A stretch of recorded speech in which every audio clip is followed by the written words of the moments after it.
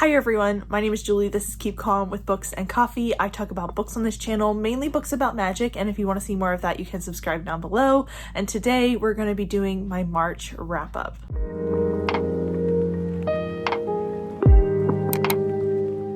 Hello everyone, and welcome to the March wrap-up. I do believe it's going to be a little chaotic because I have needed to film this video for like 4 days, and my life last week was chaos. I skipped my video on Thursday because life was chaos, and I have sort of just been putting off filming this because I was like, mentally, it's still SpongeBob on fire up in my brain. So we're gonna just do our best here and jump into the wrap up, but I did want to kind of close out March and talk about it before we do any more of April. So in March, I finished 6 books and I DNF'd 2. I didn't end up keeping track of anything that I unhauled without reading this month, so I don't know that that happened in March, but I'm kind of feeling like something did, but I can't figure out what it was. So I read a total of 697 pages physically and listened to 81.5 hours of audiobooks. So a little bit of a dip. March was a bit of a slow month. I participated in Realmathon and I started out very strong, but by the end of the month I was in a bit of a reading slump and I just was really struggling to pick up books. That lasted through the first entire week of April, and I'm finally feeling like reading again. But yeah, the second half of March was a little rough around here. As far as format goes, we listened to 5 audiobooks, and I listened to 1 book. I did like a immersion reading or mixture where I read the book and I listened to the audiobook at the same time. For my genres, I had 3 fantasies, 2 romantasies, and 1 sci-fi. So this month I was very fantasy focused. As far as my physical TBR goes, I told you at the beginning of March, I think that my TBR was somewhere in the 50s or 60s. And I figured out that there was an error in my spreadsheet with the way it was counting. Like, it wasn't counting consistently, it was jumping around. And I didn't notice that in that column. So we are actually at 71 to start April. That's 4 less than the beginning of the year, but we're just going to ignore the end of February, beginning of March number because that seems to have just been completely wrong. So I got to get moving on this because I wanted to have my TBR, and we are already a third of the way into the year, and we haven't done hardly any progress. But let's talk about what I read in March.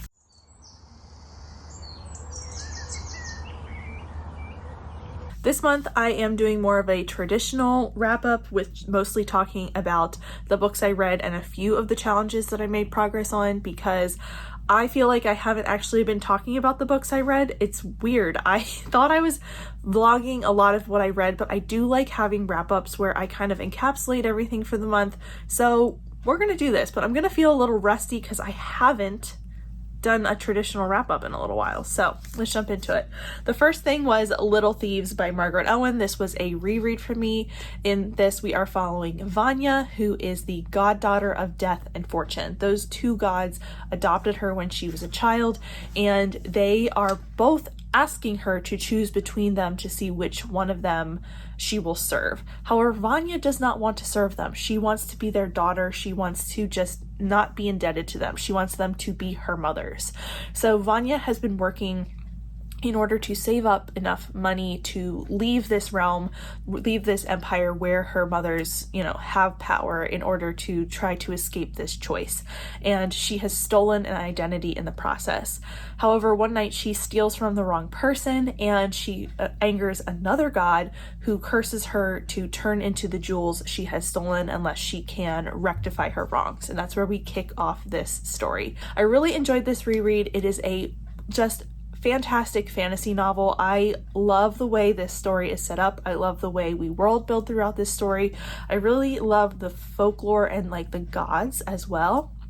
It's a really interesting magic system, and it's sort of just this really interesting character study of Vanya as we look at her and see at the beginning, you kind of feel like Vanya is this really selfish character, but then as you see more and more of her, you realize how much she is protecting herself, how vulnerable she actually is. And I love I love her as a character. This was a really fun reread, really enjoyed it. I like the romance in here. I really need to get to book 2 because now book 3 is out, so I'm definitely going to be prioritizing this series later in the year. Next up is Call Down the Hawk by Maggie Stiefvater. I did have an entire vlog where I talked about this and my sort of series scaries about this book because this is the first book in the Dreamer trilogy by Maggie Stiefvater. It's the follow-up to the Raven Cycle, which is one of my favorite series of all time. I've been putting off this series because I was very, very worried I wouldn't like these books. Because in this book, we are following Ronan after the Raven Cycle as he tries to figure out what he's going to do with the rest of his life, because he's a dreamer. He has these abilities that we've discovered in the Raven Cycle, and he has to figure out how he's going to use those to sustain himself and protect himself. We're also looking at the Lynch brothers, Declan and Matthew, and kind of what's going on with them. And then we start to get a larger cast of characters. In total, we have 3 main points of view in this book, and we really start to explore some really interesting things about dreamers overall in the world with those other points of view. I found this incredibly interesting because we are picking up with these characters that we knew in the Raven Cycle, and we're talking about, these circumstances that happened in that series, but this has a big tone shift and a big vibes shift from the Raven Cycle series. I was really worried, and I had actually buddy read this with someone and talked about how we both sort of said, if this is going to ruin the Raven Cycle for us, we're going to DNF it. And luckily, this, even though all my feelings for Ronan and my love for him and the characters that we had in that series still exist, and there are references to the Raven Cycle in here, this is a completely different story. We are tackling completely different things and looking at completely different, systems, and the magic feels different as well. I really liked how different it was. It totally separated it from the Raven Cycle in my mind, and it really helped me just kind of focus on this and what was going on here. It's a weird book. It's a Maggie book in the fact that it takes you a long time to figure out what the heck is going on in here, but at the same time, it's really, really interesting, and I love the way she builds characters and worlds and magic and makes it twisty-turny and very fun. So I had a good time with this. I ended up giving it a 4 out of 5 stars, and I will be continuing the series. Next up was House of Bane and Blood by Alexis Menard. This is the first book in the Order of Chaos series, and I read this as part of my Will I Like Romantasy vlog. So if you haven't seen that, I will link it up above because there's going to be a couple books that I mentioned that I read for that vlog, and it was a very interesting experiment. In this, we're following Mila, who is the heir to a railroad empire, but her empire is on the edge of bankruptcy, so she's getting married off in an arranged marriage in order to save it. But Nico, who is the heir to a different family, shows up on her wedding day and gives her a better deal, and she decides to take him up on this offer. Nico's family is from the magical side of the river, and Camila's is from the non-magical side, so the two of them have to work together in order to solve a mystery in their city as a whole, and also work through their differences. And this is a romantasy, so they also have a lot of tension between them. I loved this book. I had so much fun. It's a steampunk world, which really appeals to me. I also really love when we mix magic and technology and just seeing how those two things can be blended together. It's just one of my favorite things. So this was a big draw for me to read this series, on top of the fact that we had some Six of Crows vibes, and I just loved these characters, fell in love with them so quickly, found the world absolutely fascinating, and just loved the balance between romance, politics, fantasy, and all the other things in here. I can't wait to read the sequel, and I'm just chomping at the bit to do so. If you want to see me go through this and read it, you can check out the vlog, but other than that, just know I'm very, very excited and I love this book. Okay, so we're halfway through the book, so I'm going to talk quickly about my bingo board for the month, in the fact that I did not complete this. I did not do very well on the bingo board this month. I think I only filled 4 of the 9 squares, so not even half. Didn't get a bingo, didn't hit anything that I, was hoping to, and I don't even think I touched half of the books on my TBR. it was just one of those months.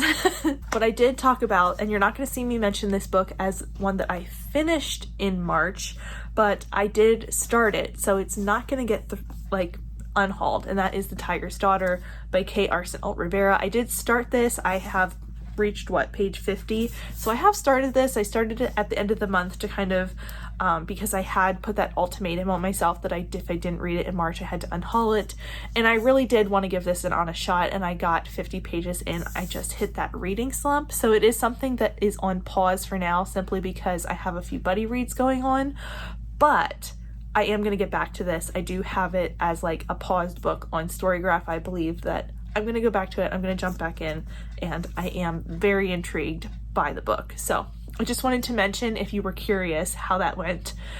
We still haven't finished the book, but we did start it, and I am intrigued. For the 25 and 25 bingo board from Bree from Poor Paws and a Book, I did only add one book to my bingo board this month, and it was Call Down the Hawk, which was a TBR vet. I am trying to fill this board mainly with books that I have read off my physical TBR.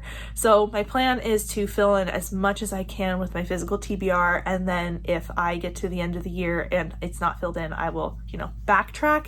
But my goal is to, give it a shot reading mostly books from my physical TBR at this point. Call Down the Hawk did a lot of heavy lifting this month because it was also the way that I filled in challenges for the Buzzword reading challenge as well, both the cover and the title, because this does have an animal on the cover and the title. So I filled in April's prompts. This is the first month this year that I didn't actually fill the month within the month I read it. So I think I'm going to try to hit March's prompts in April, but I'm not too concerned about filling them in the right month, just getting the right amount each month, filling each one each month. So I'm happy that this happened, and like I said, Call Down the Hawk did a lot of heavy lifting. Then we have the fourth book I read this month, and it was Pocket Apocalypse by Shauna Maguire. This is the fourth encrypted book, and I really love this series. We're still following Alex in this book. I think this is the second book that we followed him, and this is his final book. We switch narrators every few books in this series, and Alex has been one of my favorites. I think mainly because of the way the audiobook narrator reads him. He's very, very snarky and sarcastic in his narration, and it just really makes the audiobook for me. It makes it entertaining. I laugh out loud. I got really attached to Alex, and I'm gonna be sad to see him go, which is not what I was expecting, to be completely honest. But in this one, we are following Alex as he goes to Australia in order to try to help a werewolf outbreak. And this was one of the more intense Shauna Maguire urban fantasies I've read in a while, because it felt like right from the get-go, everyone was in danger, in trouble, gonna die. I didn't know how this outcome was gonna go, especially since I know we're switching from Alex's point of view to another character's point of view in the next book. This series switches every few books to a new member of the family. So I was really nervous, but I had a really good time with this. I ended up finding it really interesting. Like I said, the audiobook really makes this series for me, and really made this particular narrator for me. I had a good time with it. I personally am finding that I just love urban fantasy, and it's a fun way to go. I like Shauna Maguire's writing and the way she builds a plot, but this got 4 out of 5 stars, and I can't wait to continue on with my buddy read of this series. I'm going to talk quickly about 2 DNFs I had for this month. The first was Band Sinister by KJ Charles, which was a shock to me. I really enjoy KJ Charles' historical, queer, somewhat fantastical, sometimes paranormal, sometimes completely just straight historical series and books, and this one just didn't hit for me. I read a couple of chapters and none of the characters were appealing, and I just couldn't get into the book. I was really frustrated by everything that was happening. So I didn't like it, which was really unfortunate because I usually love her books, but this one just didn't work out so well. So this was a DNF. then I also DNF'd Horror Store by Grady Hendrix, and this was more, I haven't been getting along with Grady Hendrix for a few books now, and this one was one of the last ones on, I think it was the last one I own, and I thought this would be different because it is a, you know, different style of book. It's kind of meant to like be kind of funny horror, I believe, from what I understand about it. And I started listening to the audiobook. I was immersion reading this, and I simply didn't care. Like, it didn't grab me to care about what was going on in this, and I just wasn't grabbed to keep reading and find out what was going on. So I DNF'd this about 15%, I think. Just wasn't one that worked for me. So Grady Hendrix will definitely be someone I try from the library going forward, since I've had so many like wildly different opinions about his books. Next up was Quicksilver by Callie Hart, which is the first in the Fae and Alchemy series. This was another one that I read for my Do I Like Romantasy and Can I Enjoy Romantasy vlog. And this one was a little bit more difficult than House of Bane and Blood. So in this, we're following Ceres, who is a human living in a human world where the queen has made the everyday people's lives very difficult depending on where you live in the city and what your sort of neighborhood is. So Ceres has to fight for food, for water, for resources, and also has to protect her younger brother. And we find her immediately as she is fighting a king or a city guard, and she escapes, but she escapes with something that is going to actually put her in even deeper trouble and make her life even more difficult, because she steals a golden glove. So they find her after this, and she is transported to a Fae world, and in this Fae world there are Fae and they have their own politics, and Ceres is trying to find a way back to her home. There she meets Kingfisher, who is actually the person who pulled her through the portal, and the two of them have an interesting dynamic, is where we'll leave that. But I had a difficult time with this book. I was really intrigued at the beginning and when Ceres first went through the portal, and this book kind of I hit a wall with this book in the middle of the book. I almost DNF'd it. It's quite a roller coaster of a ride if you have seen my vlog where I read this, but suffices to say, I had a lot of mixed feelings.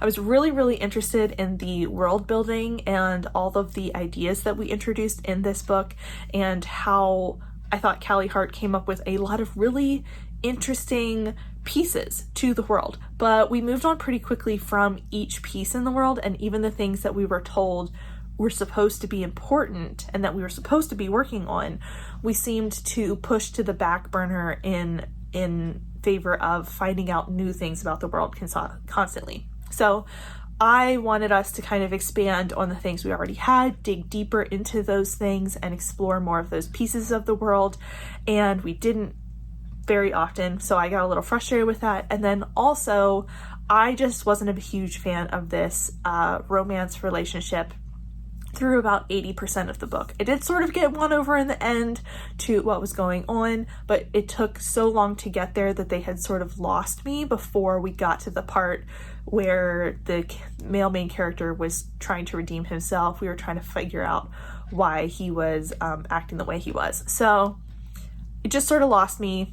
I wasn't a huge fan. I gave this a 3.75 stars because I did find a lot of merit in it. I did see what a lot of people were seeing in it. It just didn't all like congeal and come together for me personally. Then the last book that I read this month was my sci-fi, and it was Rules of Redemption by T.A. White. This is like a sci-fi romance, and in this we are following Kira, who is she's a scavenger at the beginning of this book. She is out, in space scavenging abandoned ships for parts and pieces that she can sell, and her ship becomes damaged and she has to visit a space station that she really, really does not want to go to. While she's there, she gets involved in an incident that she really doesn't want to get involved in and draws attention to herself. What happens is that she gets recognized that she is not in fact human, and that she is going to have to travel with this race of people who are claiming her as their own, and she doesn't want to go with them. She wants to go back to her solitary life, but she doesn't get much of a choice, and she gets pulled along into this this political situation. Kira is also hiding some very powerful abilities and some knowledge about herself that other people don't know. She was a fighter in a war years ago, and she is also very just cautious to reveal anything more about that situation. I found this really interesting. I really liked it, had a good time reading it. I didn't 100% connect with the characters as much as I wanted to, and it didn't quite. I was expecting this to really draw me in and for me to like tear my way through this book and want to read the second one immediately. I did have a really good time. I do want to continue the series, and it did win me over, but I think I would rather physically read these books and sort of develop the character voices on my own, and I think I'm going to do that going forward, even if I don't read it quite as quickly. I thought the audiobook was going to be the way to go for me for this, and it just wasn't. I just was not connecting with the characters quite as much, and I didn't find the voices of that the narrator was using was something that I was gelling with the characters in my mind.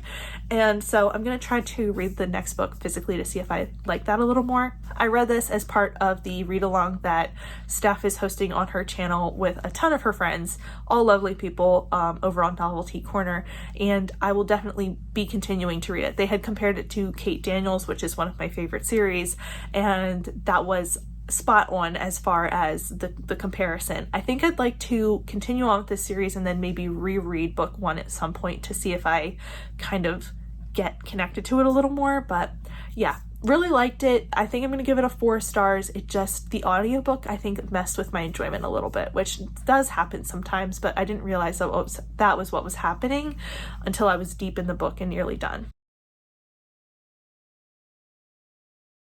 But that is everything that I read in the month of March, and I tried to update you on most of the things that I have as far as challenges that I'm still working on.